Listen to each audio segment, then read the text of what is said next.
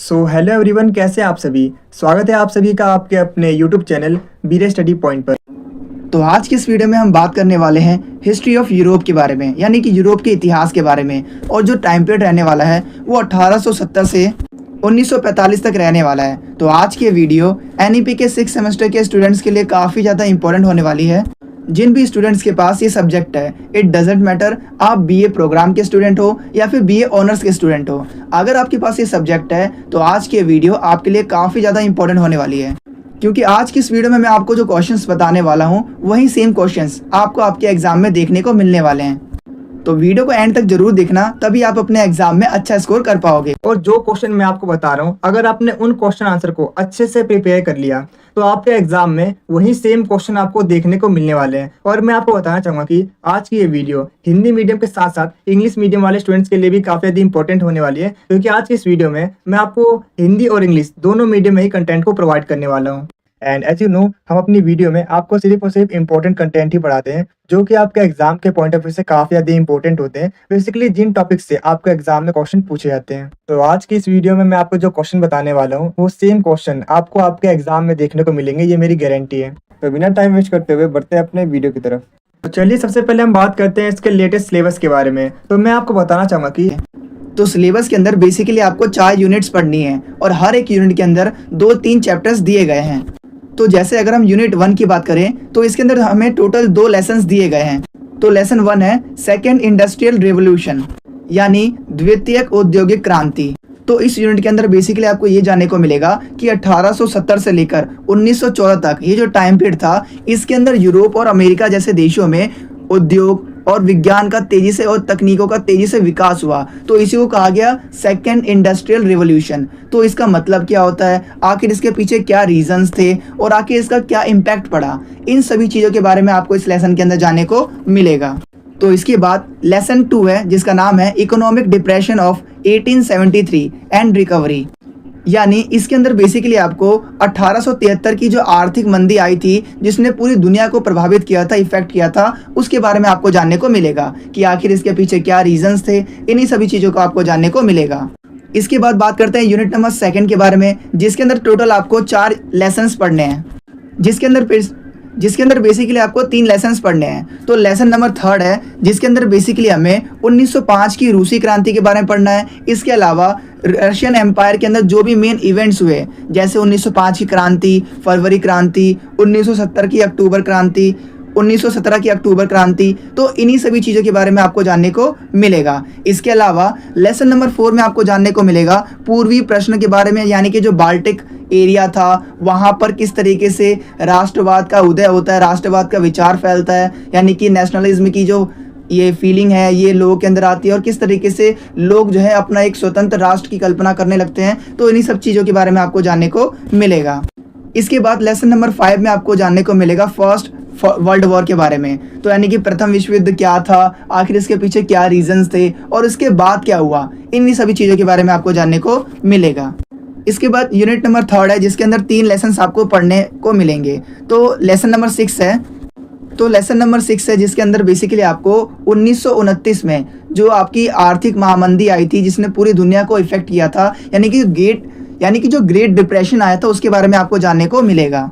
इसके बाद lesson number 7 के अंदर बेसिकली आपको फांसीवाद और नाजीवाद के बारे में जानने को मिलेगा। नाजीवाद जो कि जर्मनी में इसका उदय हुआ था और फांसीवाद जो कि इटली में इसका उदय हुआ था। तो इन्हीं सभी चीज़ों के बारे में आपको जानने को मिलेगा कि आखिर इसके क्या रीजंस थे और इसने किस तरीके से वर्ल्ड में अपना एक इम्पैक्ट डाला। इसके बाद लेसन नंबर 8 है जिसके अंदर बेसिकली आपको स्पेन में जो सिविल वॉर हुआ था उसके बारे में जानने को मिलेगा कि आखिर उसके क्या रीजंस थे, क्या हुआ था एक्चुअली में। इसके बाद यूनिट नंबर 4 है जिसके अंदर बेसिकली आपको एक ही लेसन पढ़ना है जो कि है सेकेंड वर्ल्ड वॉर। तो आखिर इसके पीछे के क्या रीजंस थे और इसके बाद क्या हुआ, इन्हीं सभी चीज़ों के बारे में आपको जानने को मिलेगा। तो सिलेबस को डिस्कस करने के बाद चलिए अब हम बात करते हैं इसके एग्जाम पैटर्न के बारे में कि आखिर ये पेपर आपका कितने नंबर का आने वाला है, आपको इसको पूरा अटेम्प्ट करने में कितना टाइम दिया जाएगा। तो सबसे पहले मैं आपको बता दूं, ये जो पेपर है ये आपका टोटल 90 नंबर का पेपर होने वाला है, जिसे करने के लिए आपको टोटल 3 घंटे दिए जाएंगे। और इसके साथ ही मैं आपको बता दूं, इसके अंदर टोटल आपके 8 क्वेश्चन पूछे जाते हैं, जिसमें से आपको कोई भी 4 क्वेश्चन करने होते हैं। और इसके साथ ही मैं आपको बता दूं कि हर एक क्वेश्चन इक्वल मार्क्स के होते हैं, तो आप कोई भी 4 क्वेश्चन कर सकते हो। और इसके साथ ही आप ये पेपर या तो हिंदी में कर सकते हो या फिर इंग्लिश में, किसी भी एक लैंग्वेज में आप ये पेपर कर सकते हो। तो इसके बाद चलिए अब हम बात करते हैं यूनिट बाय यूनिट हर एक यूनिट के मोस्ट इंपॉर्टेंट क्वेश्चंस के बारे में, जो कि आपको आपके एग्जाम में देखने को मिलने वाले हैं। तो यूनिट 1 से जो फर्स्ट टाइप का आपके एग्जाम में क्वेश्चंस पूछा जाता है, वो बेसिकली पूछा जाता है सेकेंड इंडस्ट्रियल रेवोल्यूशन के ऊपर, यानी कि द्वितीयक औद्योगिक क्रांति के ऊपर। तो जैसा कि आप स्क्रीन पर देख पा रहे हो, कुछ इस तरीके से आपके एग्जाम में क्वेश्चंस पूछे जाते हैं। और अगर आप इन सभी क्वेश्चंस को पढ़ते हो तो बेसिकली इसमें यही बताया गया है कि सेकेंड इंडस्ट्रियल रेवोल्यूशन, इसके अंदर बेसिकली हमें यही बताना है कि आखिर ये सेकेंड इंडस्ट्रियल रेवोल्यूशन था क्या, यानी कि द्वितीयक औद्योगिक क्रांति क्या थी और इसके क्या रीजंस थे, इसका क्या इम्पैक्ट पड़ा, इन्हीं सभी चीज़ों के बारे में हमें जानने को मिलेगा। सो आई होप आपको क्वेश्चन अच्छे से समझ में आ गया होगा। तो चलिए बढ़ते हैं अब इसके आंसर की तरफ। तो अपने आंसर में सबसे पहले हम एक इंट्रोडक्शन लाइन लिखेंगे। तो अपने आंसर में सबसे पहले हम एक इंट्रोडक्शन लाइन लिखेंगे, जिसके अंदर हम ये बताएंगे कि 1870 से लेकर 1914 ये जो टाइम पीरियड था, इस टाइम पीरियड के दौरान यूरोप और अमेरिका में उद्योग, विज्ञान और तकनीकी क्षेत्रों में बहुत ज़्यादा हमें डेवलपमेंट देखने को मिलता है। और इसी दौरान जो बड़े बड़े परिवर्तन हुए, उसी को कहा गया सेकेंड इंडस्ट्रियल रेवोल्यूशन, यानी कि द्वितीयक औद्योगिक क्रांति। तो अब आपके भी मन में ये सवाल आ रहा होगा कि आखिर इसे सेकेंड इंडस्ट्रियल रेवोल्यूशन कहा गया, तो आखिर फर्स्ट इंडस्ट्रियल रेवोल्यूशन क्या था। तो मैं आपको बता दूं, जो पहली औद्योगिक क्रांति थी, यानी कि फर्स्ट इंडस्ट्रियल रेवोल्यूशन था, उसके अंदर भाप इंजन और कपड़ा उद्योगों का विकास हुआ। लेकिन जो सेकेंड इंडस्ट्रियल रेवोल्यूशन हुआ, उसके अंदर बेसिकली बिजली, इस्पात, पेट्रोलियम और नई मशीनों का इस्तेमाल होने लगा था। और इसके साथ ही मैं आपको बता दूं, ये जो रेवोल्यूशन हुआ था, यानी कि ये जो क्रांति हुई थी, इसने दुनिया की अर्थव्यवस्था को, समाज को और राजनीति को बहुत ही डीपली इफेक्ट किया था। एंड सो आई होप आपको ओवरऑल समझ में आ गया होगा कि आखिर ये सेकेंड इंडस्ट्रियल रेवोल्यूशन था क्या। तो चलिए अब इसके मीनिंग के बारे में बात करते हैं, यानी कि what is the meaning of the second industrial revolution, यानी कि द्वितीयक औद्योगिक क्रांति का क्या अर्थ है। तो मैं आपको बता दूं कि सेकेंड इंडस्ट्रियल रेवोल्यूशन, यानी कि द्वितीयक औद्योगिक क्रांति, वो टाइम पीरियड था जिसमें नए आविष्कार हुए और आधुनिक तकनीकों की वजह से उद्योगों का हमें तेजी से डेवलपमेंट देखने को मिलता है। और इसके साथ ही मैं आपको बता दूं कि इसी टाइम पीरियड के दौरान बिजली, पेट्रोलियम, इस्पात और मशीनों का भी ज़्यादा इस्तेमाल होना शुरू हो गया था। और जिससे क्या हुआ, इससे उत्पादन की गति बढ़ी और बड़े बड़े उद्योगों की स्थापना हुई। और इसके साथ ही आपको ये जानना भी जरूरी है कि ये जो क्रांति हुई थी, ये जो रिवोल्यूशन हुआ था, ये मेनली जर्मनी, अमेरिका, फ्रांस और ब्रिटेन में ये विकसित हुआ था। सो आई होप अब आपको सेकेंड इंडस्ट्रियल रेवोल्यूशन अच्छे से समझ में आ गया होगा।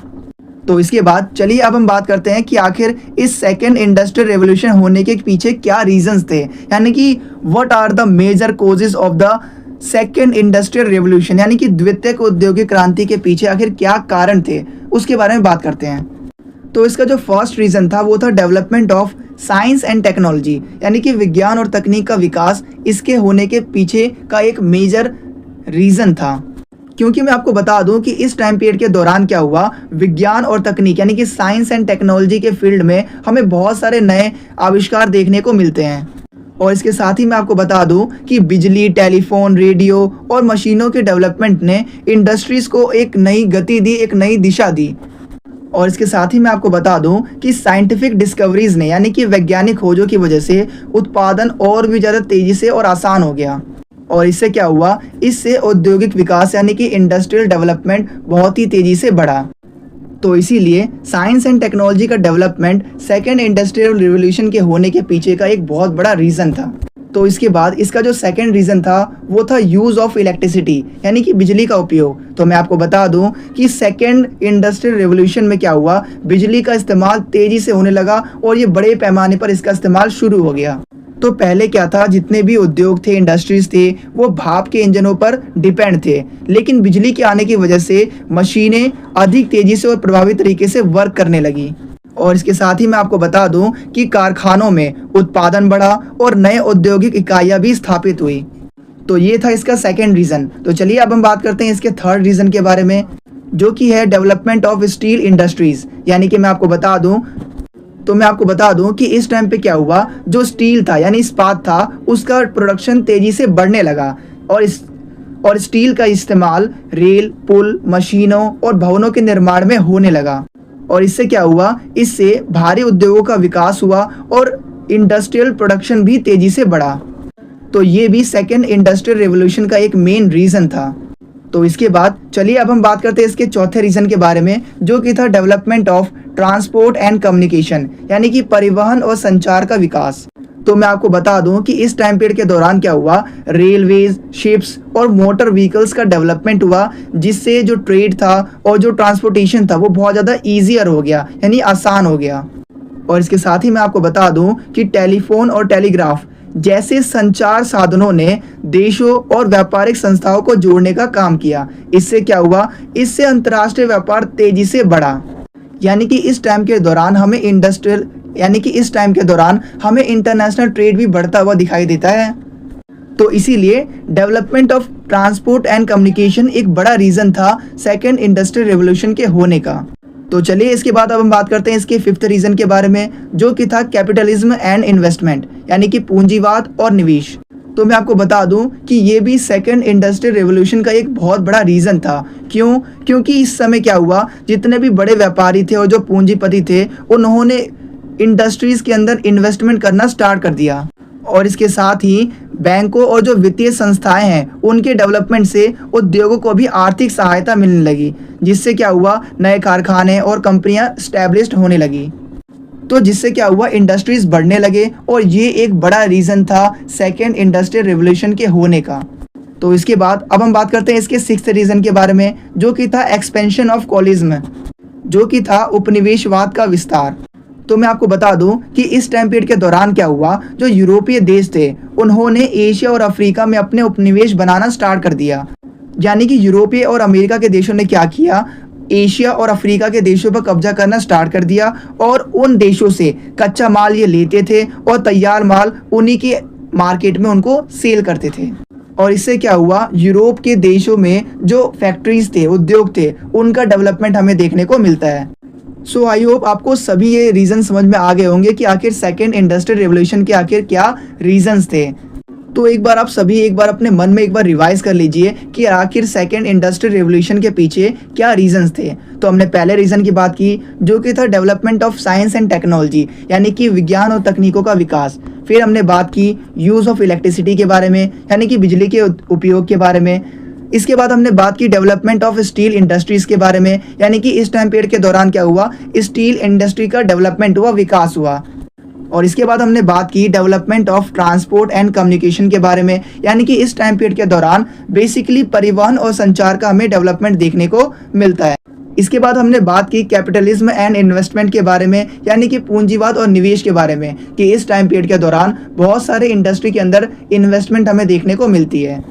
और इसके बाद लास्ट में हमने बात की उपनिवेशवाद के विस्तार के बारे में, यानी कि यूरोपीय देशों ने अफ्रीका और एशिया के देशों को अपना गुलाम बनाना स्टार्ट कर दिया और वहाँ से वो कच्चा माल लेते थे और तैयार माल अब उन्हें बेचते थे, जिससे क्या हुआ, उनके इंडस्ट्री का डेवलपमेंट हुआ। तो अगर आपको ये समझ में आ गया है तो अभी वीडियो को रोक के एक प्यारा सा कमेंट जरूर कर देना। अगर आपको इस वीडियो के प्रॉपर आंसर वाले नोट चाहिए तो नोट्स का लिंक मैंने डिस्क्रिप्शन में डाल रखा है, आप वहां से नोट्स को डाउनलोड कर सकते हैं। नोट्स आपको हिंदी और इंग्लिश दोनों मीडियम में मिल जाएंगे।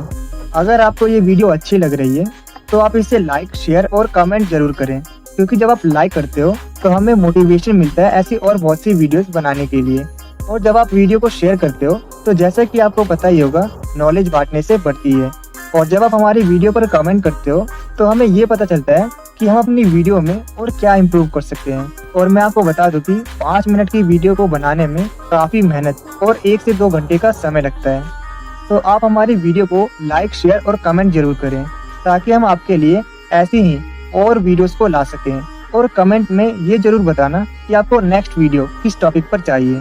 तो इसके रीज़न को समझने के बाद चलिए अब हम बात करते हैं कि आखिर इस सेकेंड इंडस्ट्रियल रेवोल्यूशन का क्या हमें इफेक्ट देखने को मिलता है, यानी कि what are the effects of the second industrial revolution, यानी कि द्वितीयक औद्योगिक क्रांति के क्या प्रभाव हमें देखने को मिलते हैं, उसके बारे में बात करते हैं। तो इसका पहला इफेक्ट हमें देखने को मिलता है कि सेकेंड इंडस्ट्रियल रेवोल्यूशन की वजह से जो इंडस्ट्रियल प्रोडक्शन था वो तेजी से बढ़ा। तो मैं आपको बता दूं कि नई मशीनों और तकनीकों के यूज से जो प्रोडक्शन था वो तेजी से बढ़ा और बड़े बड़े कारखाने स्थापित हुए और वस्तुओं का बड़े पैमाने पर निर्माण होना स्टार्ट हो गया, जिससे क्या हुआ, इससे उद्योगों का विकास हुआ और जो वर्ल्ड ट्रेड था वो तेजी से बढ़ा। तो इंडस्ट्रियल रेवोल्यूशन का जो दूसरा इफेक्ट था वो था ग्रोथ ऑफ अर्बनाइजेशन, यानी कि इससे क्या हुआ, शहरीकरण का विकास हुआ। तो मैं आपको बता दूं कि उद्योगों के डेवलपमेंट के कारण क्या हुआ, जो लोग थे वो रोजगार की तलाश में गांव से शहर की ओर जाने लगे, जिससे क्या हुआ, शहरों के अंदर जनसंख्या यानी कि पॉपुलेशन बढ़ने लगी और बड़े औद्योगिक नगर विकसित हुए, जिससे क्या हुआ, शहरी जीवन का विकास हुआ। तो ये भी एक बड़ा इफेक्ट था सेकेंड इंडस्ट्रियल रेवोल्यूशन का। तो इसके बाद जो थर्ड इसका इफेक्ट हमें देखने को मिलता है वो है development of the working class, यानी कि यहाँ पर मजदूर वर्गों का क्या हुआ, विकास हुआ। क्योंकि मैं आपको बता दूं कि इस सेकेंड इंडस्ट्रियल रेवोल्यूशन की वजह से क्या हुआ, जो भी फैक्ट्रीज थी यानी कि कारखाने थे उसके अंदर काम करने वाले मजदूरों की संख्या बढ़ी और जो मजदूर वर्ग था वो औद्योगिक समाज का एक महत्वपूर्ण हिस्सा बन गया था। लेकिन मैं आपको बता दूं कि मजदूरों को कम मजदूरी और कठिन परिस्थितियों में काम करना पड़ता था, जिसकी वजह से क्या हुआ, यहाँ पर हमें कई बार श्रमिक आंदोलन भी देखने को मिलते हैं, यानी कि यहीं से श्रमिक आंदोलन की स्टार्टिंग होती है। क्योंकि यहाँ पर जो लेबर्स थे उनको अच्छा पे नहीं मिल रहा था और उनकी वर्किंग कंडीशन भी अच्छी नहीं थी। तो इसके बाद सेकेंड इंडस्ट्रियल रेवोल्यूशन का जो हमें अगला इफेक्ट देखने को मिलता है वो है कैपिटलिज्म एंड इकोनॉमिक इनइक्वालिटी, यानी कि पूंजीवाद और आर्थिक असमानता। तो मैं आपको बता दूं, इस इंडस्ट्रियल डेवलपमेंट से क्या हुआ, जितने भी पूंजीपति थे उनको तो बहुत लाभ हुआ, जो बड़े उद्योगपति थे और जो व्यापारी थे उनकी आर्थिक स्थिति बहुत ज़्यादा मजबूत हो गई, काफ़ी ज़्यादा वो बिल्ड हो गए। लेकिन जो मजदूर वर्ग था वो गरीब ही बना रहा, जिससे क्या हुआ, समाज के अंदर हमें इनइक्वालिटी यानी कि आर्थिक असमानता देखने को मिलती है। तो ये भी एक बहुत बड़ा इफेक्ट था जो कि हमें सेकेंड इंडस्ट्रियल रेवोल्यूशन की वजह से देखने को मिलता है। तो इसके बाद इसका जो अगला इफेक्ट हमें देखने को मिलता है वो है साम्यवाद का प्रसार, वो है साम्राज्यवाद का प्रसार।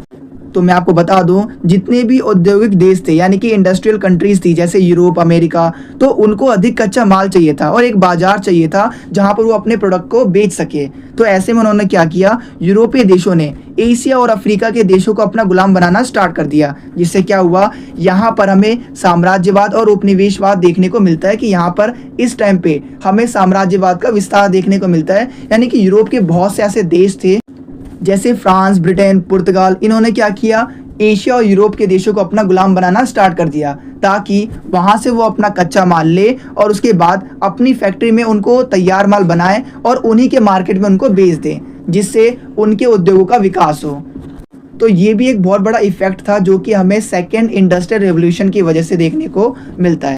तो इसके बाद इसका जो अगला इफेक्ट हमें देखने को मिलता है वो है improvement in standard of living, यानी कि जीवन स्तर में सुधार। तो मैं आपको बता दूं कि जैसे ही सेकेंड इंडस्ट्रियल रेवोल्यूशन आया उसकी वजह से क्या हुआ, नई तकनीकों और उत्पादन के बढ़ने से लोगों को सस्ती और अधिक वस्तुएं मिलने लगी।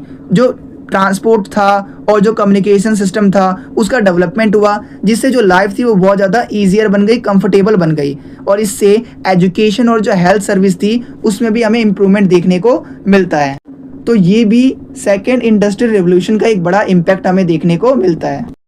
तो इसका जो अगला इम्पैक्ट था वो था युद्ध और प्रतिस्पर्धा में वृद्धि। तो मैं आपको बता दूं, इस सेकेंड इंडस्ट्रियल रेवोल्यूशन की वजह से क्या हुआ, जितने भी औद्योगिक देश थे यानी कि यूरोप के देश, उनके बीच में आर्थिक और साम्राज्यवादी प्रतिस्पर्धा यानी कि कंपटीशन बढ़ गया।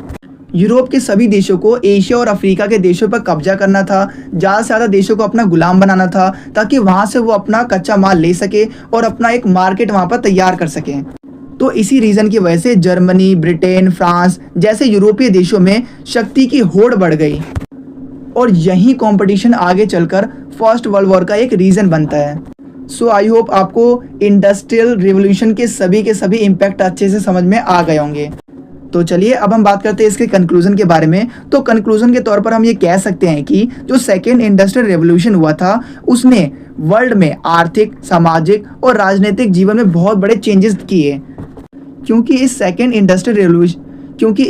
इंडस्ट्रियल रिवोल्यूशन ने क्या किया, उद्योगों और तकनीकों को एक नई दिशा थी, इनका डेवलपमेंट किया, लेकिन इसके साथ ही इसने आर्थिक असमानता और साम्राज्यवादी संघर्ष को भी बढ़ावा दिया। तो यहाँ पर होता है हमारा फर्स्ट क्वेश्चन खत्म। चलिए अब हम बात करते हैं इसके सेकंड क्वेश्चन के बारे में। तो चलिए हम बात करते हैं इसके सेकंड क्वेश्चन के बारे में, जो कि बेसिकली 1873 के इकोनॉमिक डिप्रेशन के बारे में है। तो जैसा कि आप स्क्रीन पर देख पा रहे हो, कुछ इस तरीके से आपके एग्जाम में क्वेश्चंस पूछे जाते हैं, जिसके अंदर बेसिकली हमें यही बताना है कि 1873 के अंदर जो इकोनॉमिक डिप्रेशन हुआ था, आखिर उसके पीछे के क्या रीजंस थे, उसके बारे में हमें बताना है।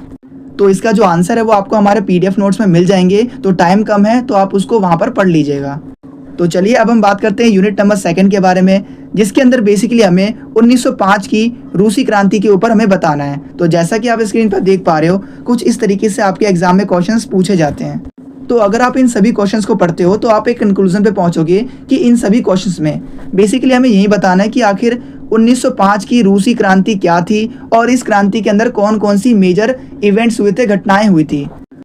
तो मैं आपको बता दूं कि 1905 में जो रूसी क्रांति हुई थी, उसे रूस के इतिहास की एक महत्वपूर्ण घटना मानी जाती है। यानी कि 1905 का जो रिवॉल्यूशन था वो एक इम्पोर्टेंट इवेंट था, और ये रिवॉल्यूशन यानी कि ये क्रांति रूस के राजा जार निकोलसन द्वितीय, और ये जो क्रांति हुई थी ये रूस के राजा जार निकोलस द्वितीय के निरंकुश शासन के खिलाफ हुई थी। क्योंकि उस टाइम पे क्या था, रूस की जो जनता थी वो गरीबी, बेरोजगारी और अत्याचार और राजनीतिक अधिकारों की कमी से बहुत ज़्यादा परेशान थी। जो मजदूर थे, किसान थे और जो सैनिक थे, सभी सरकार से यानी कि जो जार निकोलसन द्वितीय था उसके शासन से असंतुष्ट थे। और इन्हीं समस्याओं की वजह से रूस के अंदर यह 1905 में रूसी क्रांति देखने को मिलती है, जिसने क्या किया, जार निकोलसन द्वितीय के शासन को ख़त्म कर दिया। सो आई होप आपको समझ में आ गया होगा कि 1905 की रूसी क्रांति क्या थी। तो अब हम इसके मेन रीजंस के बारे में बात कर लेते हैं ऊपर से, क्योंकि टाइम बहुत कम है और जो प्रॉपर आंसर है वो आपको हमारे PDF नोट्स में मिल जाएंगे, तो आप वहाँ से देख लेना। तो यहाँ पर मैं आपको ऊपर से सारी चीज़ें बता देता हूँ। तो 1905 की रूसी क्रांति का जो मेन रीज़न था वो था रूस में जारशाही का निरंकुश शासन। तो मैं आपको बता दूं कि रूस के अंदर बेसिकली जार शासकों का शासन हुआ करता था, यानी कि वहाँ पर जो राजा थे उनको जार कहा जाता था, जो कि वहाँ पर राज करते थे और वो जो अपनी शक्तियों का बहुत ज़्यादा मिसयूज़ करते थे। इसके अलावा रूस के अंदर लोगों को ना तो कोई अधिकार था, ना तो कोई स्वतंत्रता थी, तो इसीलिए लोग बहुत ज़्यादा असंतुष्ट थे। तो ये भी एक बड़ा रीज़न था 1905 की क्रांति के होने का। इसके बाद इसका जो अगला रीज़न था वो था किसानों की खराब स्थिति। तो मैं आपको बता दूं कि रूस के अंदर जो किसान थे वो बहुत ज़्यादा गरीब थे, उनके पास ज़मीन भी नहीं थी और इसके अलावा उनको भारी टैक्स पे करना पड़ता था। तो इससे क्या हुआ, किसानों के अंदर भी विद्रोह की भावना जागने लगी। तो ये भी एक बड़ा रीज़न था। इसका जो थर्ड रीज़न था वो था मजदूरों की दयनीय स्थिति। तो यहाँ पर जो रूस के अंदर जो मजदूर थे, लेबर्स थे, उनकी कंडीशन भी बहुत ख़राब थी। उनको ना तो अच्छी कंडीशन दी जाती थी, वर्किंग कंडीशन भी उनकी बहुत बेकार थी। इसके अलावा उनको घंटों तक काम कराया जाता था, लेकिन उनका जो पे था वो बहुत ही ज़्यादा कम था। तो इसीलिए जो मजदूर वर्ग थे वो भी राजा से काफ़ी ज़्यादा गुस्सा थे। तो 1905 की रूसी क्रांति का जो अगला रीज़न था वो था रूस जापान युद्ध में रूस की हार। तो मैं आपको बता दूं कि 1905 में क्या होता है, रूस और जापान के बीच में वॉर होती है, जिसमें जो रूस होता है उसकी हार हो जाती है, जिसकी वजह से रूस को काफ़ी ज़्यादा इकोनॉमिकली जिसकी वजह से रूस के संसाधनों को भी हानि होती है, बहुत सारे सैनिक मारे जाते हैं और इससे जो जनता होती है वो बहुत ज़्यादा गुस्सा हो जाती है राजा से। इसके बाद जो इसका अगला रीज़न था वो था राजनीतिक अधिकारों का अभाव, यानी कि यहाँ पर जो लोग थे उनको पॉलिटिकल राइट्स भी नहीं दिए गए थे।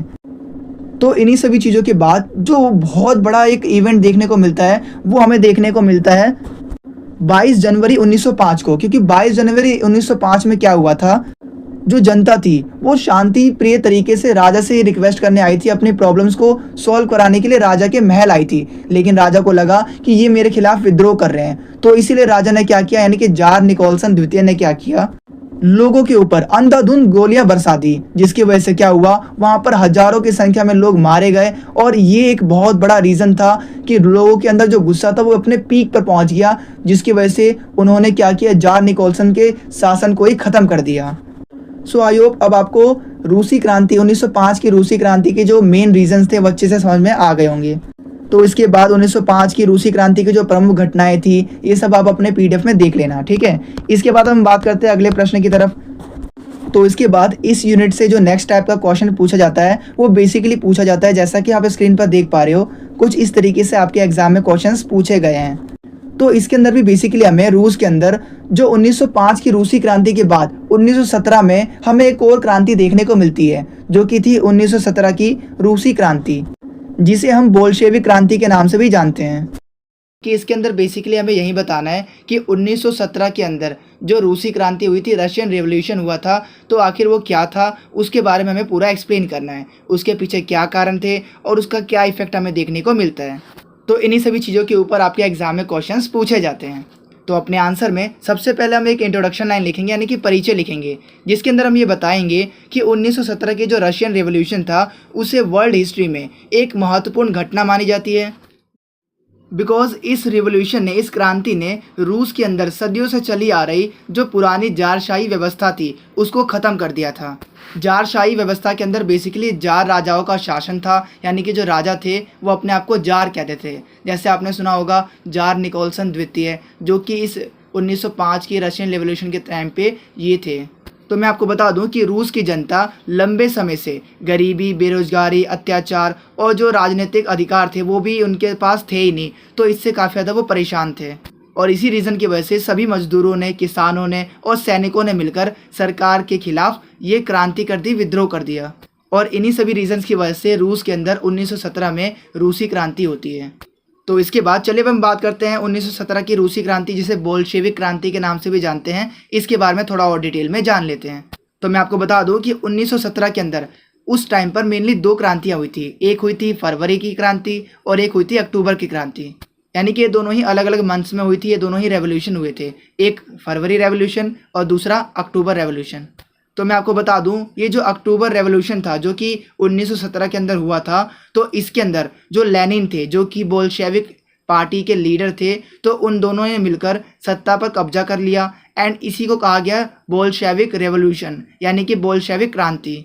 और इस बोल्शेविक क्रांति का जो मेन ऑब्जेक्टिव था वो था जारशाही को ख़त्म करना और पूंजीवाद को भी ख़त्म करना, और रूस के अंदर एक समाजवादी शासन की स्थापना करना था।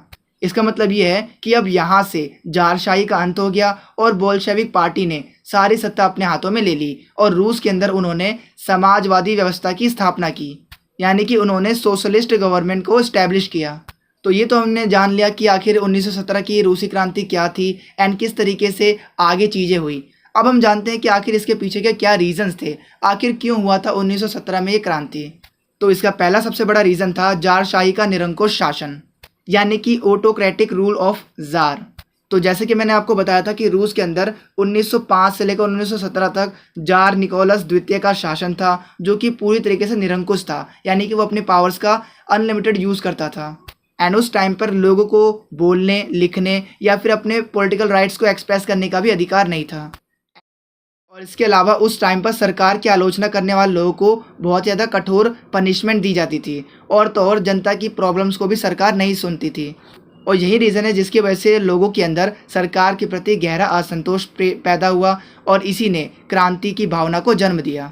तो हम ये कह सकते हैं कि जो जारशाही का जो निरंकुश शासन था, तो वो 1917 की क्रांति का एक मेन रीज़न था। इसके बाद अगला रीज़न है किसानों की ख़राब हालत, यानी कि पुअर कंडीशन ऑफ पीजेंट्स। तो मैं आपको बता दूं कि रूस के किसान बहुत ज़्यादा गरीब थे और उनके पास पर्याप्त भूमि भी नहीं थी एंड जमींदार किसानों का बहुत ज़्यादा शोषण करते थे, उनके ऊपर भारी टैक्स लगा हुआ था। और इसके अलावा जो किसान थे वो बहुत ही लंबे समय से भूमि सुधार की भी मांग कर रहे थे, लेकिन सरकार उनकी प्रॉब्लम को देख ही नहीं थी, इग्नोर कर रही थी। इससे किसानों के अंदर असंतोष की भावना बढ़ने लगी, जो कि 1917 की रशियन रेवोल्यूशन के टाइम पर अचानक उभर कर सामने आया। तो इस तरीके से हम ये कह सकते हैं कि किसानों की खराब हालत भी 1917 की रूसी क्रांति के होने का एक बड़ा रीज़न था। तो इसके बाद चलिए अब हम बात करते हैं इसके थर्ड रीज़न के बारे में, जो कि है मजदूरों की दयनीय स्थिति, यानी कि फैक्ट्री में काम करने वाले जो वर्कर्स थे उनकी भी बहुत ही बेकार कंडीशंस में वो काम करते थे। और मैं आपको बता दूं कि जो फैक्ट्री वर्कर्स थे उनको बहुत ही कम मजदूरी मिलती थी और उनको लंबे समय तक काम कराया जाता था, वो भी डिफ़िकल्ट सिचुएशन में, कंडीशंस के अंदर। एंड उनके जो वर्किंग आवर्स थे वो भी बहुत ज़्यादा थे और श्रमिकों को कोई भी अधिकार भी नहीं मिला था। तो ऐसे में जो मज़दूर थे उन्होंने बेहतर मजदूरी और अच्छे वर्किंग कंडीशन की मांग भी करते थे, लेकिन उनकी मांगों को इग्नोर किया जाता था। तो यही रीज़न है जिसकी वजह से मजदूर आंदोलन और हड़तालें बहुत ही तेज़ी से हमें 1917 के अंदर देखने को मिली। तो इस तरीके से हम ये कह सकते हैं कि 1917 के अंदर जो रशियन रेवोल्यूशन हुआ उसके अंदर इन मज़दूरों का बहुत बड़ा योगदान था, क्योंकि मज़दूरों की दयनीय स्थिति भी उनके विद्रोह का एक मेन रीज़न बना। तो चलिए इसके बाद बात करते हैं इसके चौथे रीज़न के बारे में, जो कि है प्रथम विश्व युद्ध का प्रभाव, यानी कि impact of first world war. तो मैं आपको बता दूं कि फर्स्ट वर्ल्ड वॉर के अंदर रूस को बहुत बड़ा नुकसान उठाना पड़ा एंड लाखों जो रशियन सैनिक थे वो युद्ध में मारे गए एंड जो देश की जो इकोनॉमिक कंडीशन थी वो भी बहुत ज़्यादा ख़राब हो चुकी थी एंड रूस के अंदर जितने भी भोजन, कपड़े और जो ज़रूरतें वस्तुएं थी उनकी काफ़ी ज़्यादा कमी हो चुकी थी। यही रीज़न है जिसकी वजह से जनता को भी ये लगने लगा था कि सरकार जो है युद्ध को सही तरीके से नहीं संभाल पा रही है। तो इससे सरकार के प्रति जो लोगों का गुस्सा था वो काफ़ी ज़्यादा बढ़ने लगा और ये भी 1917 की रूसी क्रांति के होने का एक मेन रीज़न बनेगा।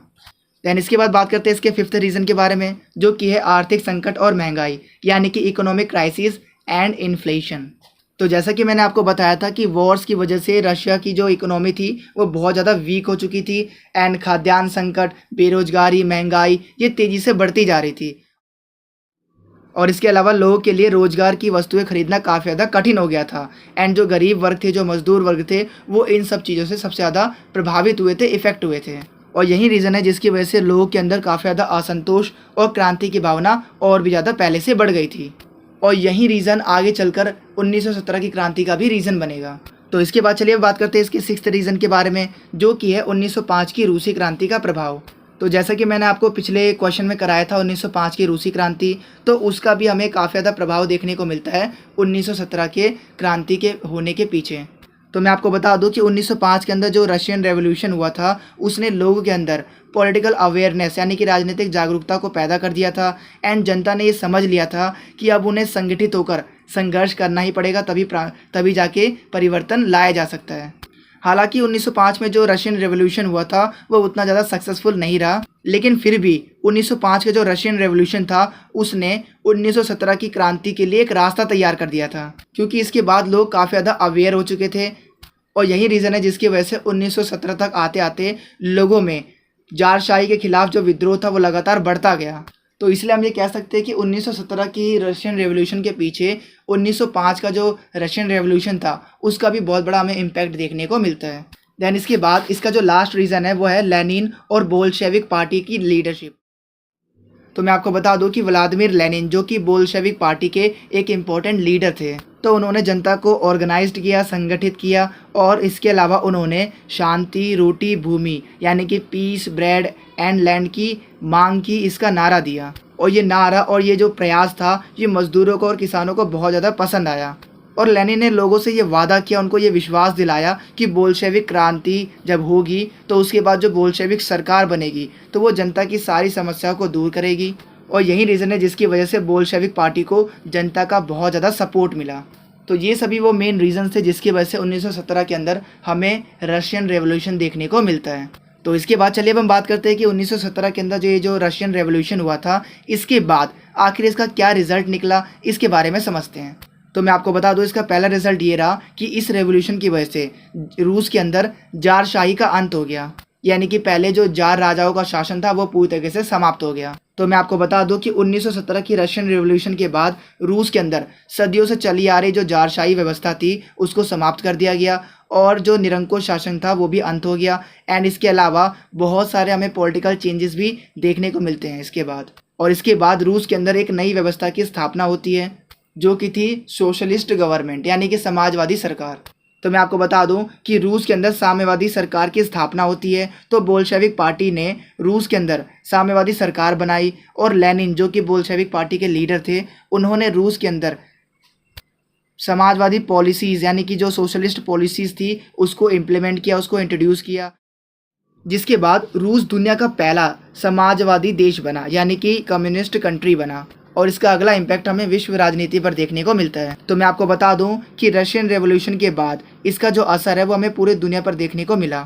रशियन रेवोल्यूशन के बाद कई देशों के अंदर हमें समाजवादी और मजदूर आंदोलन देखने को मिलते हैं क्योंकि ये रशियन रेवोल्यूशन से ही मोटिवेट थे एंड इसी रशियन रेवोल्यूशन के बाद पूरी दुनिया के अंदर साम्यवाद और पूंजीवाद के बीच में हमें कन्फ्लिक्ट देखने को मिलता है और इससे वर्ल्ड पॉलिटिक्स के अंदर हमें बहुत बड़े बड़े चेंजेस देखने को मिले। तो ये सभी वो मेन रिजल्ट थे जो कि रशियन रेवोल्यूशन के बाद हमें पूरी दुनिया में देखने को मिले। सो आई होप अब आपको ये भी समझ में आ गया होगा। तो चलिए इसके बाद अब हम बात करते हैं इसके कंक्लूजन के बारे में, यानी कि इसके निष्कर्ष के बारे में। तो कंक्लूजन के तौर पर हम ये कह सकते हैं कि इस तरीके से 1917 के अंदर जो रशियन रेवोल्यूशन हुआ था उसने रूस की जनता के असंतोष और जारशाही शासन की असफलताओं का ये परिणाम था, रिजल्ट था। और इसी रेवोल्यूशन ने रूस के अंदर एक नई राजनीतिक व्यवस्था को स्थापित किया और विश्व इतिहास को एक नई दिशा दी। तो यहाँ पर होता है इसका आंसर खत्म। तो वीडियो में आगे बढ़ने से पहले मैं आपसे एक रिक्वेस्ट करना चाहूँगा कि जैसे आपका एग्ज़ाम खत्म होते हैं उसके बाद आप इस वीडियो पर दोबारा आया कीजिए और अपना फीडबैक ज़रूर शेयर कीजिएगा कि आपको हमारी इस एनिमेशन वीडियो से कितनी हेल्प मिली और हमारे बताए गए क्वेश्चंस में से कितने क्वेश्चन आपको आपके एग्ज़ाम में एग्जैक्टली देखने को मिले। तो आप हमें कमेंट सेक्शन में बताया कीजिए कि जैसे ही आपका ये एग्ज़ाम खत्म हो उसके बाद आपको क्या करना है। जैसे आप गेट से बाहर निकलते हो या फिर ट्रैवल करते हो मेट्रो में, रिक्शे में, बस में, ऑटो में, आप क्या कीजिए इस वीडियो को दोबारा ओपन कीजिएगा और एक छोटा सा कमेंट जरूर कीजिएगा कि आपको हमारी इस एनिमेशन वीडियो से कितनी हेल्प मिली और कितने क्वेश्चन आए एग्जैक्टली जो हमने आपको बताया, क्योंकि आपका ये छोटा सा फीडबैक हमारे लिए बहुत ही ज़्यादा वैल्यूएबल होता है और आपके यही छोटे छोटे फीडबैक हमें आगे की वीडियोस बनाने के लिए काफ़ी ज़्यादा मोटिवेट करते हैं। और इसके साथ ही अभी आपको क्या करना है, वीडियो को पॉज करना है और आप एग्ज़ाम से कितने दिन पहले ये वीडियो देख रहे हैं वो कमेंट सेक्शन में ज़रूर बताना। और इसके अलावा आप कमेंट सेक्शन में ये जरूर बताया कीजिए कि आपका जो एग्ज़ाम है वो किस डेट को है। और इसके अलावा मैं आपको बता दूं कि काफ़ी सारे स्टूडेंट्स सिर्फ अपना एग्ज़ाम बताते हैं इस डेट को है, तो प्लीज़ आपसे रिक्वेस्ट है कि आप पूरी एग्ज़ाम की डेट शीट कमेंट सेक्शन में बताया कीजिए with date, with complete exam name, जिससे कि हम आपके लिए आगे की वीडियो अच्छे से बना सकें। अगर आपको इस वीडियो के प्रॉपर आंसर वाले नोट चाहिए तो नोट्स का लिंक मैंने डिस्क्रिप्शन में डाल रखा है, आप वहां से नोट्स को डाउनलोड कर सकते हैं। नोट आपको हिंदी और इंग्लिश दोनों मीडियम में मिल जाएंगे। अगर आपको ये वीडियो अच्छी लग रही है तो आप इसे लाइक, शेयर और कमेंट जरूर करें, क्योंकि जब आप लाइक करते हो तो हमें मोटिवेशन मिलता है ऐसी और बहुत सी वीडियोस बनाने के लिए। और जब आप वीडियो को शेयर करते हो तो जैसा कि आपको पता ही होगा, नॉलेज बांटने से बढ़ती है। और जब आप हमारी वीडियो पर कमेंट करते हो तो हमें ये पता चलता है कि हम अपनी वीडियो में और क्या इम्प्रूव कर सकते हैं। और मैं आपको बता दूं कि 5 मिनट की वीडियो को बनाने में काफ़ी मेहनत और 1 से 2 घंटे का समय लगता है। तो आप हमारी वीडियो को लाइक, शेयर और कमेंट जरूर करें ताकि हम आपके लिए ऐसी ही और वीडियोस को ला सकें। और कमेंट में ये जरूर बताना कि आपको नेक्स्ट वीडियो किस टॉपिक पर चाहिए। तो चलिए वीडियो में आगे बढ़ते हैं। तो इसके बाद चलिए हम बात करते हैं यूनिट नंबर 3 के बारे में। तो यूनिट नंबर 3 से जो फर्स्ट टाइप का आपके एग्जाम में क्वेश्चन पूछा जाता है वो बेसिकली फांसीवाद और नाजीवाद के ऊपर पूछा जाता है। तो जैसा कि आप स्क्रीन पर देख पा रहे हो, कुछ इस तरीके से आपके एग्जाम में क्वेश्चंस पूछे जाते हैं। एंड अगर आप इन सभी क्वेश्चंस को पढ़ते हो तो आप एक कंक्लूजन पे पहुंचोगे कि इसके अंदर बेसिकली हमें यही बताना है कि आखिर विश्व के अंदर फांसीवाद और नाजीवाद के उदय के पीछे आखिर क्या मेन रीजंस थे उसके बारे में हमें बताना है। यानी कि हमें बेसिकली उन रिस्पॉन्सिबल फैक्टर्स के बारे में बताना है जिसने पूरी दुनिया के अंदर फांसीवाद और नाजीवाद को जन्म दिया। हालांकि जो फांसीवाद था वो हमें इटली के अंदर देखने को मिलता है और जो नाजीवाद था वो हमें जर्मनी के अंदर देखने को मिलता है। तो चलिए बात करते हैं इसके आंसर के बारे में। तो आंसर में सबसे पहले हम परिचय लिखेंगे, यानी कि इंट्रोडक्शन लाइन लिखेंगे। तो इसके अंदर हम ये बताएंगे कि फर्स्ट वर्ल्ड वॉर के बाद यूरोप की जो इकोनॉमिक, सोशल और पॉलिटिकल कंडीशन थी वो बहुत ज़्यादा ख़राब हो गई थी। एंड लोगों में बेरोजगारी, गरीबी और असंतोष तेज़ी से बढ़ता जा रहा था। एंड लोकतांत्रिक जो सरकारें थी वो जनता की प्रॉब्लम्स को भी सॉल्व नहीं कर पा रही थी। तो ऐसी सिचुएशन के अंदर इटली के अंदर मुसोलिनी, जो कि इटली का एक बहुत फेमस लीडर था, और जर्मनी के अंदर हिटलर, जिसके बारे में आप जानते ही हैं। तो ऐसे तानाशाही लीडर्स उभर कर सामने आए और इन लीडर्स ने फांसीवाद और नाजीवाद, यानी कि फासिज्म और नाजिज्म जैसे अधिनायकवादी विचारों को बढ़ावा दिया। तो इसके बाद चलिए अब हम थोड़ा और फांसीवाद और नाजीवाद के बारे में थोड़ा और जान लेते हैं। तो मैं आपको बता दूं कि फासिज्म यानी कि फांसीवाद इटली के अंदर मुसोलिनी के द्वारा स्टार्ट किया गया एक तानाशाही विचारधारा थी, जिसके अंदर राष्ट्र को यानी कि देश को सबसे ऊपर माना गया और जनता की जो स्वतंत्रता थी उसको लिमिटेड कर दिया गया। एंड जो नाजीवाद था वो जर्मनी के अंदर हिटलर की एक आइडियोलॉजी थी, विचारधारा थी, जिसके अंदर उग्र राष्ट्रवाद, नस्लवाद और तानाशाही को ज़्यादा इम्पोर्टेंस दिया गया। और ये दोनों ही व्यवस्थाएं, फांसीवाद और नाजीवाद, ये दोनों ही लोकतंत्र के अगेंस्ट थी, बिल्कुल इसकी विरोधी थी। क्योंकि जहाँ पर लोकतंत्र के अंदर लोगों को अधिकार दिया जाता है, स्वतंत्रता दी जाती है, वहीं इन व्यवस्था के अंदर लोगों के अधिकारों को लिमिटेड कर दिया जाता है। एंड सारी की सारी पावर्स जो है वो लीडर्स के हाथों में आ जाती है। तो अगर मैं आपको सिंपल वर्ड्स में बताऊं तो ये जो फासिज्म है ये बेसिकली एक ऐसी आइडियोलॉजी है जिसको स्टार्ट किया था मुसोलिनी ने इटली के अंदर। और इस सिस्टम के अंदर जो नेशन है यानी कि जो देश है उसको सबसे ज़्यादा सुप्रीम कंसीडर किया जाता है और लोगों की फ्रीडम को लिमिटेड कर दिया जाता है। वहीं दूसरी ओर जो नाजिज्म है उसको इंट्रोड्यूस किया था हिटलर ने, यानी कि ये हिटलर की एक आइडियोलॉजी थी, विचारधारा थी जर्मनी के अंदर। और इसके अंदर हिटलर ने ज़्यादा इम्पोर्टेंस दी थी एक्सट्रीम नेशनलिज्म को, इसके अलावा रेसिज्म को और डिक्टेटरशिप को। एंड ये दोनों ही जो सिस्टम था ये बिल्कुल डेमोक्रेसी के अगेंस्ट था। सो आई होप अब आपको फांसीवाद और नाजीवाद अच्छे से समझ में आ गया होगा।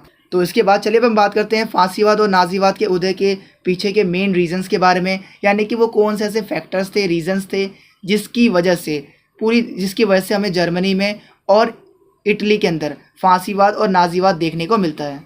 तो इसका फर्स्ट रीज़न था प्रथम विश्व युद्ध के बाद आर्थिक संकट, यानी कि economic crisis after the first world war.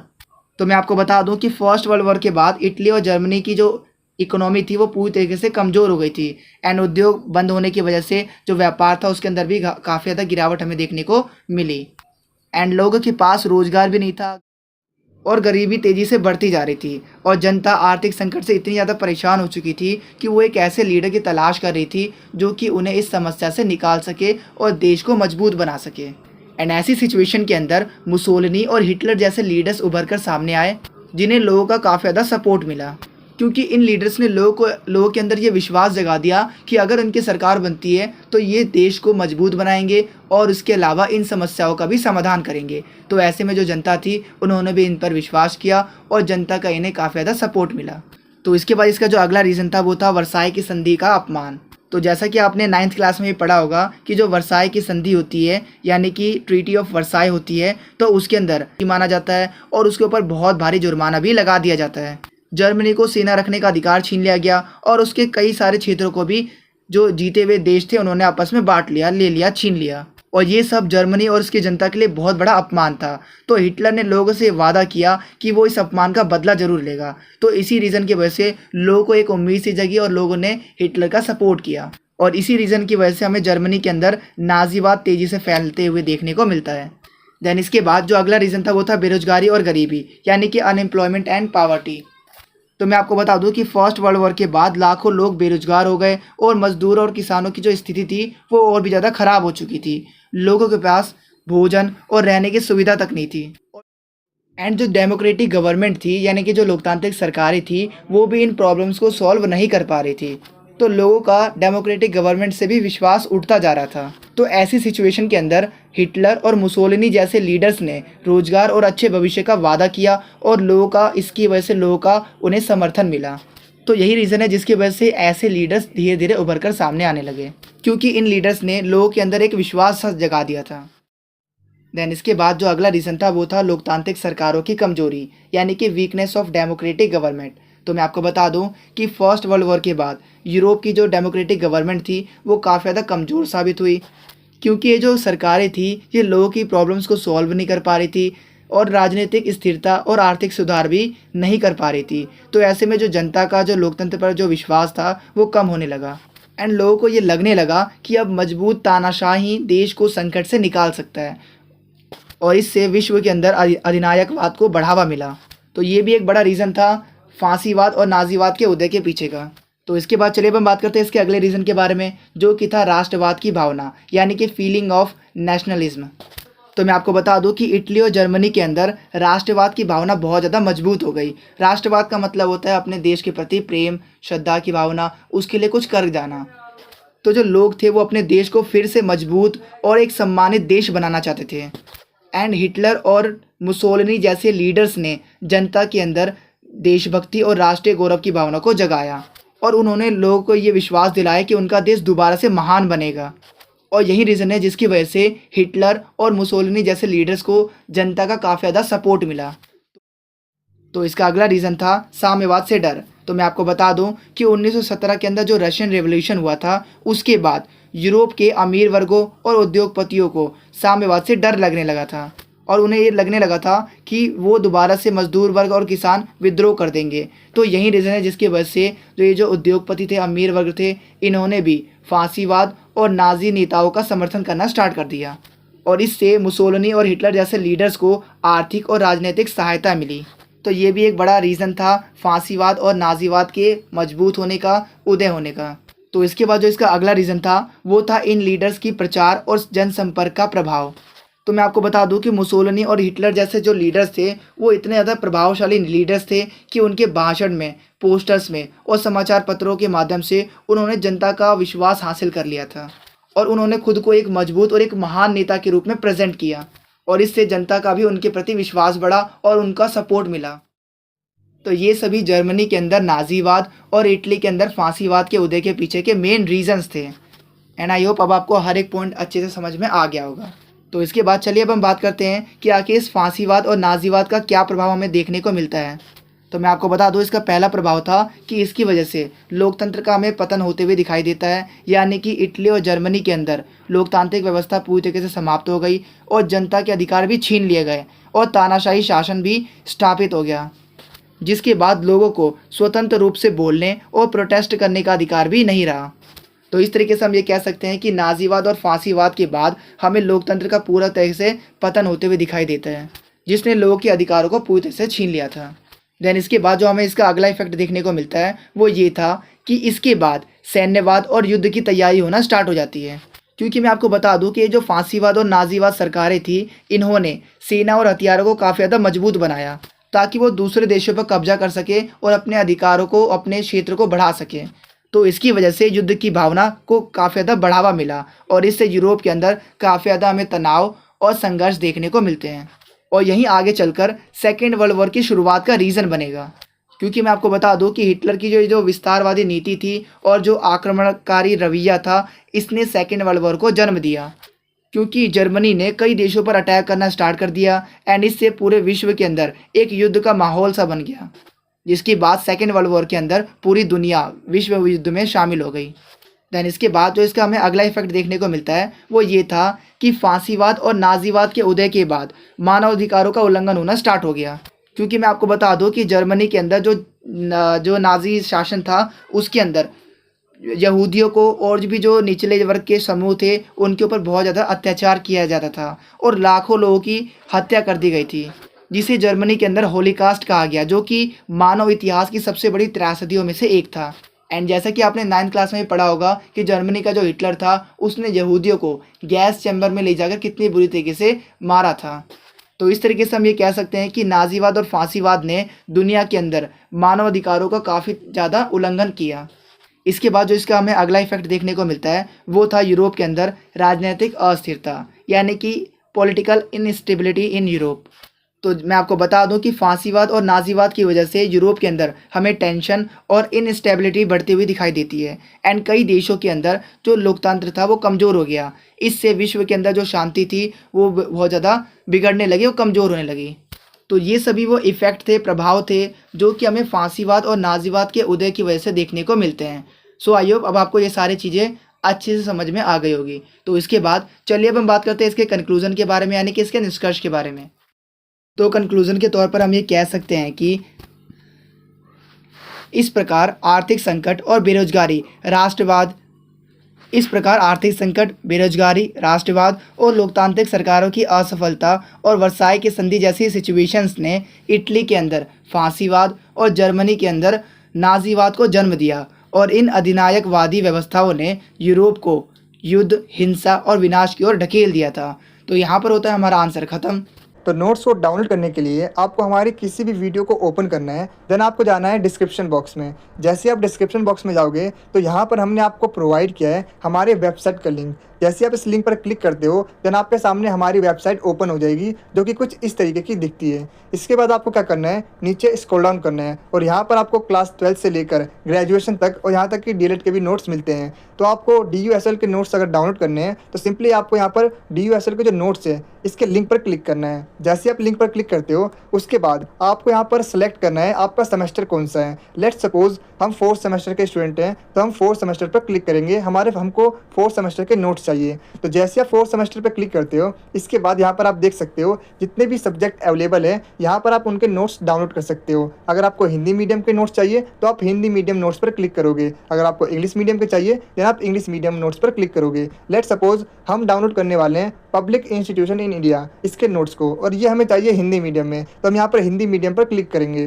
तो यहाँ पर आप जैसी लिंक पर क्लिक करते हो तो आपके सामने एक पेमेंट पेज ओपन हो जाएगा कुछ इस तरीके का। इसके बाद आपको यहाँ पर क्या करना है, पे एंड डाउनलोड वाले बटन पर क्लिक करना है। और जैसा कि आप देख सकते हो जो प्राइस है वो काफ़ी ज़्यादा रीज़नेबल है। अगर आप कंपेयर करो अदर यूट्यूबर्स के मुकाबले तो उनके जो नोट्स होते हैं वो 200 से 300 के होते हैं, लेकिन वही हम आपको ओनली 49 रुपीज़ में ये नोट्स प्रोवाइड कर रहे हैं। और मैं आपको बताना चाहूँगा कि ये जो नोट्स हैं इसके अंदर जितने भी क्वेश्चंस हैं वो अभी तक आपके एग्ज़ाम में अलग अलग ईयर में अलग अलग तरीके से पूछे गए हैं। वो सारे के सारे क्वेश्चंस इसके अंदर आपको मिलने वाले हैं और इसके जो आंसर्स हैं वो टू द पॉइंट है। अगर आप इन आंसर्स को अपने एग्ज़ाम में लिख कर आते हो तो आप डेफिनेटली अपने एग्ज़ाम में अच्छा स्कोर कर पाओगे। और इसके साथ ही मैं आपको बताना चाहूँगा कि काफ़ी सारे स्टूडेंट्स हमें ये कमेंट करते हैं कि आप नोट्स को फ्री कर दीजिए। तो मैं आपको बताना चाहूँगा कि हम खुद भी चाहते हैं कि हम आपको नोट्स फ्री में प्रोवाइड करें, लेकिन अभी हमारा जो चैनल है वो उतना बड़ा नहीं है अदर्स यूट्यूबर्स के मुकाबले।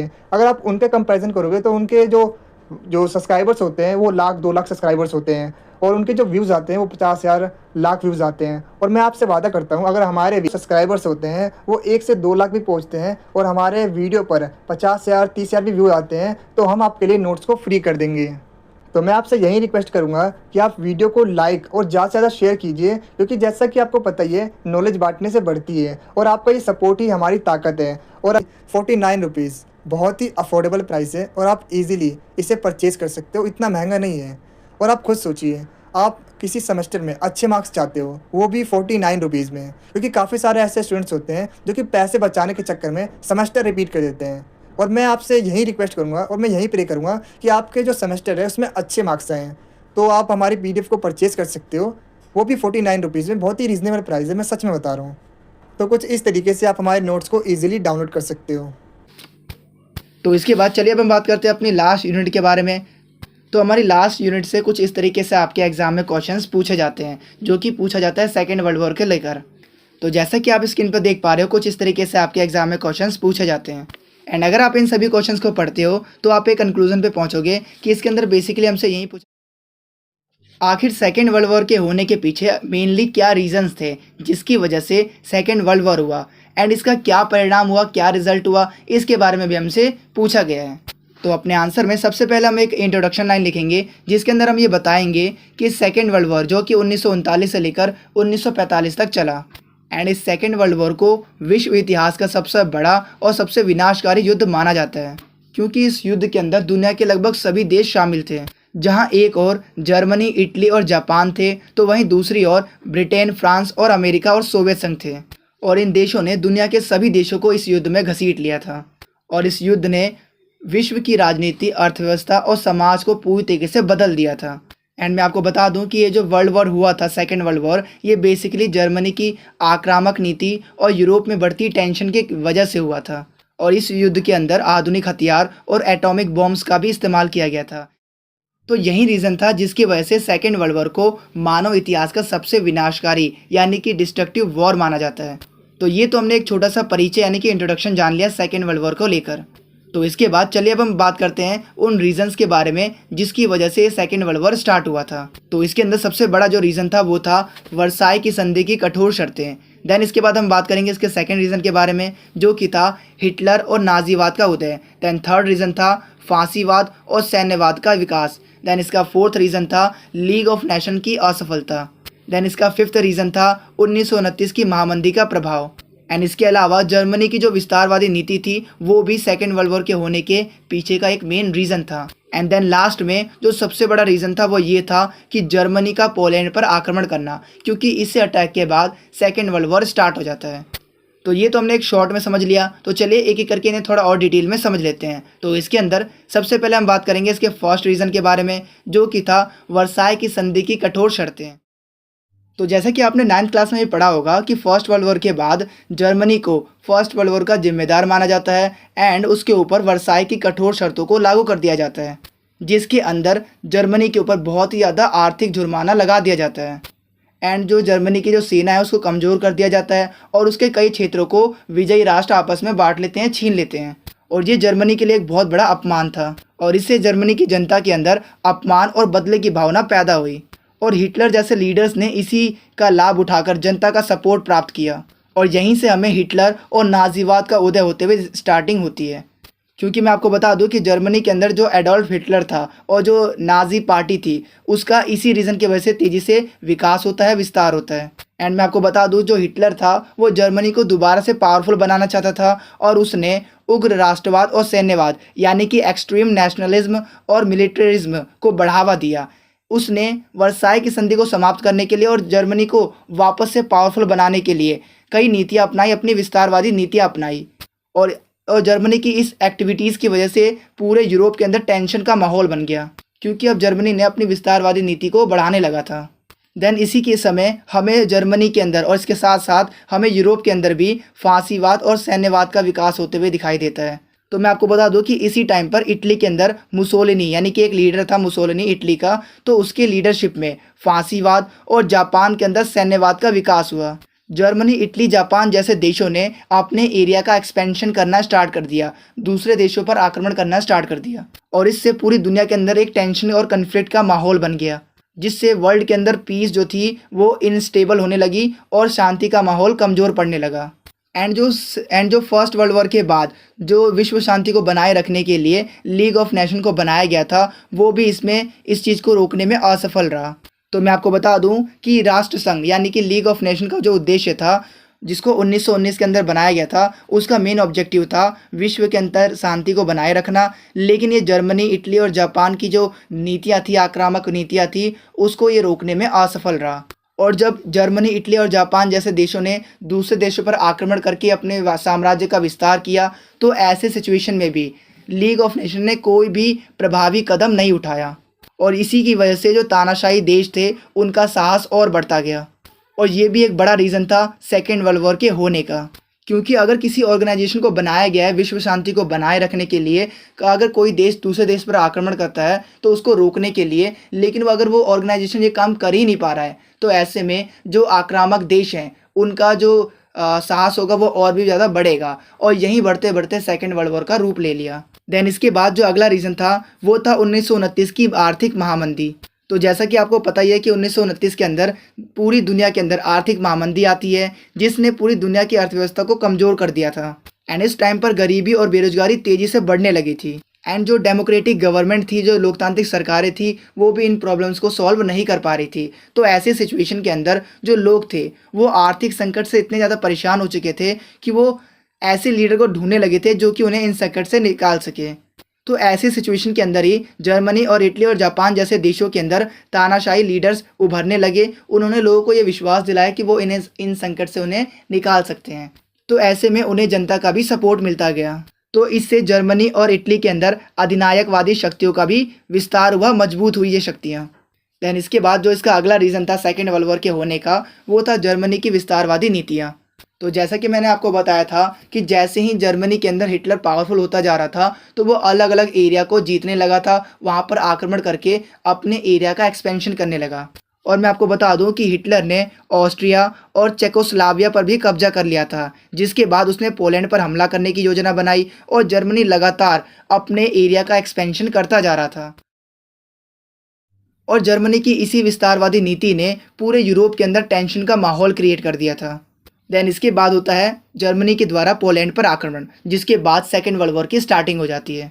तो मैं आपको बता दूं कि 1 सितंबर 1939 को जर्मनी ने पोलैंड पर हमला कर दिया, जिसके बाद ब्रिटेन और फ्रांस ने भी जर्मनी के खिलाफ युद्ध की घोषणा कर दी और यही घटना सेकेंड वर्ल्ड वॉर की तत्काल कारण बनी। और धीरे धीरे ये जो युद्ध था ये पूरी दुनिया में फैल गया, जिसने पूरी दुनिया के लोगों को, पूरी दुनिया के देशों को इस युद्ध में घसीट लिया। तो ये सभी वो रीजंस थे जिसकी वजह से सेकेंड वर्ल्ड वॉर हुआ। एंड आई होप अब आपको ये सारे पॉइंट्स अच्छे से समझ में आ गए होंगे। एंड अगर आपको इन सभी के पॉइंट्स अच्छे से समझ में आ गए हैं तो आप इन सभी के मेन पॉइंट जो सब पॉइंट्स हैं उसको कमेंट बॉक्स में ज़रूर लिखिए। तो इसके बाद चलिए अब हम बात करते हैं कि आखिर इस सेकेंड वर्ल्ड वॉर के बाद क्या हुआ, इसका क्या रिजल्ट निकला। तो इस सेकेंड वर्ल्ड वॉर का सबसे जो भयानक परिणाम था वो ये था कि इस सेकेंड वर्ल्ड वॉर की वजह से भारी जनधन की हानि हुई।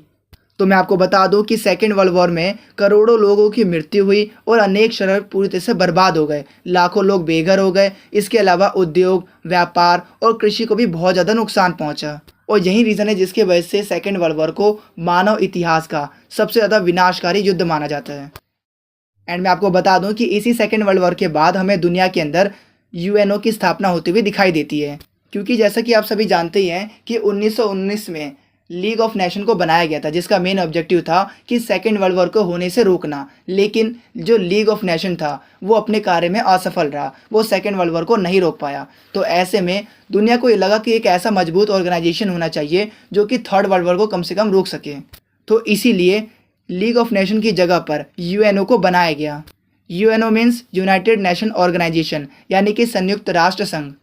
तो मैं आपको बता दूं कि सेकेंड वर्ल्ड वॉर के बाद 1945 के अंदर विश्व शांति को बनाए रखने के लिए यूएनओ की स्थापना की गई, जिसका मेन ऑब्जेक्टिव था भविष्य में होने वाले युद्धों को रोकना और देशों के बीच में सहयोग और शांति को बढ़ाए रखना। और अगर हम देखें तो आज भी यूएनओ विश्व शांति और मानवाधिकारों के लिए कार्य कर रहा है। और इसके बाद सेकेंड वर्ल्ड वॉर के बाद अमेरिका और सोवियत संघ दो महाशक्तियाँ बन जाती हैं। तो जैसा कि मैंने आपको बताया था कि सेकेंड वर्ल्ड वॉर के बाद अमेरिका और सोवियत संघ विश्व के अंदर दो ही बड़ी महाशक्तियाँ बचती हैं, और ये दोनों ही महाशक्तियाँ अलग अलग विचारधाराओं से बिलोंग करती थी। तो इनके बीच में काफ़ी ज़्यादा वैचारिक मतभेद हमें देखने को मिलते हैं, और यही रीज़न है जिसके वजह से इन दोनों के बीच में कोल्ड वॉर की स्टार्टिंग हो जाती है, जो कि 1945 से स्टार्ट होकर 1951 तक चलती है। देन इसके बाद सेकेंड वर्ल्ड वॉर के बाद हमें दुनिया के अंदर उपनिवेशवाद का पतन होता हुआ दिखाई देता है, यानी कि युद्ध के बाद यूरोपीय देशों की जो शक्ति थी वो काफ़ी ज़्यादा कमज़ोर हो जाती है, और एशिया और अफ्रीका जैसे देशों के अंदर स्वतंत्रता आंदोलन को बल मिलता है, और भारत समेत अनेक देश स्वतंत्रता प्राप्त करते हैं, और इससे पूरी दुनिया के अंदर उपनिवेशवाद का अंत की शुरुआत होती है।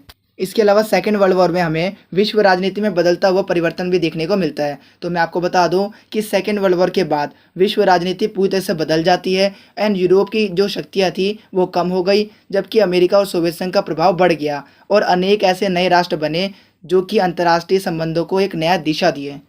तो ये सभी वो रिजल्ट थे जो कि सेकेंड वर्ल्ड वॉर के बाद हमें देखने को मिलते हैं कि इस तरीके से विश्व राजनीति में हमें अलग ही परिवर्तन देखने को मिलता है। तो इसके बाद चलिए अब हम बात करते हैं इसके कंक्लूजन के बारे में। तो कंक्लूजन के तौर पर हम ये कह सकते हैं कि इस तरीके से सेकेंड वर्ल्ड वॉर अनेक राजनीतिक, आर्थिक और सैन्य कारणों का परिणाम था, एंड इस वॉर ने विश्व को भारी नुकसान पहुंचाया। तो इसके बाद जो नेक्स्ट टाइप का आपके एग्जाम में क्वेश्चन पूछा जाता है वो बेसिकली यूएनओ के ऊपर पूछा जाता है। तो जैसा कि आप स्क्रीन पर देख पा रहे हो, कुछ इस तरीके से आपके एग्जाम में क्वेश्चंस पूछे जाते हैं, एंड इसके अंदर बेसिकली हमें यही बताना है कि आखिर यूएनओ को बनाने की ज़रूरत क्यों पड़ी। तो अपने आंसर में सबसे पहला हम एक इंट्रोडक्शन लाइन लिखेंगे जिसके अंदर हम यूएनओ के बारे में थोड़ा सा परिचय देंगे कि आखिर यूएनओ है क्या।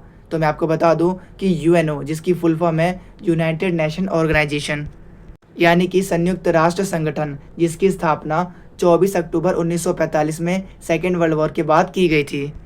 And as you know, second world war में भारी जनधन की हानि हुई थी, जिसकी वजह से दुनिया के लगभग सभी देशों की अर्थव्यवस्था पूरी तरह से कमज़ोर हो चुकी थी, एंड विश्व के अंदर शांति को मेंटेन करने के लिए एक इंटरनेशनल ऑर्गेनाइजेशन की बहुत ज़्यादा ज़रूरत थी। तो इसीलिए यूएनओ को बनाया गया।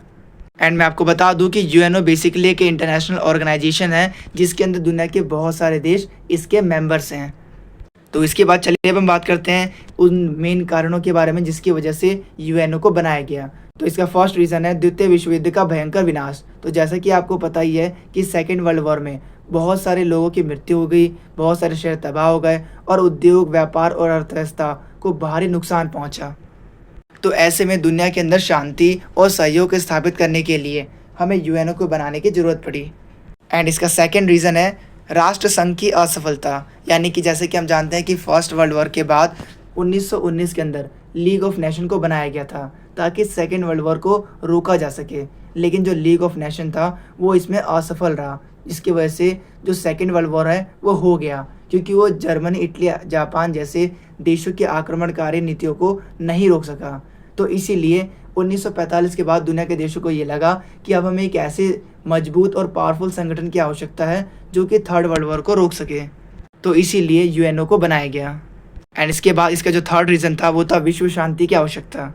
तो जैसे कि मैंने आपको बताया कि सेकेंड वर्ल्ड वॉर के बाद एंड फर्स्ट वर्ल्ड वॉर में भी हमें दुनिया के अंदर बहुत ज़्यादा विनाश देखने को मिलता है। तो ऐसे में दुनिया के अंदर शांति और सहयोग को बनाने के लिए हमें यूएनओ की आवश्यकता पड़ी। देन इसका अगला रीज़न है अंतर्राष्ट्रीय सहयोग के बनाए रखने के लिए आवश्यकता। एंड इसके अलावा मानवाधिकार को बचाए रखने के लिए और छोटे देशों के अधिकारों की रक्षा के लिए भी हमें यूएनओ को बनाने की ज़रूरत पड़ी। तो ये सभी वो रीज़न्स थे जिसको आप देख सकते हो। तो इसके बाद चलिए हम बात करते हैं यूएनओ के मेन ऑब्जेक्टिव्स के बारे में, यानी कि इसके मुख्य उद्देश्यों के बारे में। तो मैं आपको बता दूं, इसका मेन ऑब्जेक्टिव है विश्व शांति को बनाए रखना, अंतर्राष्ट्रीय सहयोग को बढ़ावा देना, मानव अधिकारों की रक्षा करना और आर्थिक विकास को बढ़ावा देना। एंड इसके साथ आप ये सारी चीज़ें देख सकते हो। तो यहाँ पर होता है इसका आंसर ख़त्म। एंड जो बाकी के जो इंपॉर्टेंट क्वेश्चन है वो आपको पीडीएफ में मिल जाएंगे। तो वैसे तो मैंने जितने भी जो मोस्ट इम्पोर्टेंट क्वेश्चंस होते हैं ऑलमोस्ट सभी मोस्ट इम्पोर्टेंट क्वेश्चंस करा दिए हैं, लेकिन इसके अलावा भी काफ़ी सारे ऐसे इम्पोर्टेंट क्वेश्चंस होते हैं जो कि आपके एग्ज़ाम में कई बार पूछे गए हैं, कई बार रिपीट हुए हैं, और वो सभी क्वेश्चंस आपको हमारे इस पीडीएफ के अंदर मिलने वाले हैं। देखिए, मैं आपको बताना चाहूँगा कि टाइम कम है और इस टाइप की वीडियो बनाने में काफ़ी ज़्यादा टाइम लगता है और आपके एग्ज़ाम्स भी काफ़ी ज़्यादा नज़दीक हैं। तो मैं आपको यही रिकमेंड करूँगा, पीडीएफ को डाउनलोड कीजिए और अपने एग्ज़ाम में अच्छा स्कोर कीजिएगा। जैसे ही आप हमारे नोट्स को डाउनलोड करते हो, सबसे ऊपर यहाँ पर आपको शो होगा सब्जेक्ट का नेम, उसके बाद latest syllabus, then exam pattern, और उसके बाद आपको मिलने वाला है यूनिट बाय यूनिट हर एक यूनिट के मोस्ट इंपॉर्टेंट क्वेश्चंस। और ये वो सभी क्वेश्चंस होते हैं जो कि अभी तक आपके एग्ज़ाम में अलग अलग ईयर में पूछे गए हैं। तो यहाँ पर होते हैं हमारे नोट्स खत्म। आपको ये वीडियो कैसी लगी कमेंट में जरूर बताना। Thanks for watching this video.